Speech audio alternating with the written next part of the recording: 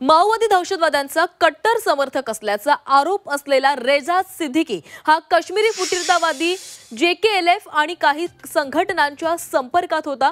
तो एका ॲपच्या माध्यमातून त्यांच्या संपर्कात असल्याची माहिती ATSच्या तपासामधून समोर आली आहे। तो अनेक देशातील लोकांशी गोपनीय पद्धतीने संपर्क करत होता का, त्यानं बरीचशी माहिती बाहेरच्या देशात दिली असावी असा संशय सुद्धा ATSला आहे। ATS पथकानं सखोल चौकशी केल्यावर पेन ड्राइव्ह मोबाईल सुद्धा जप्त केला असून तपासणी सुरू करण्यात आली आहे। ऑपरेशन सिंदूर विरोधात सोशल मीडियावर पोस्ट टाकल्या प्रकरणी त्याला नागपूर पोलिसांनी अटक केली आहे। मात्र यामुळे काश्मीर देशाच्या सुरक्षेला धोका पोहोचवणारे काश्मीरी फुटीरतावादी आणि देशाच्या अंतर्गत सुरक्षेसमोर आव्हान निर्माण करणारे शहरी माओवादी हे एकमेकांच्या जवळ येत आहेत का असा प्रश्न देखील निर्माण झाला आहे।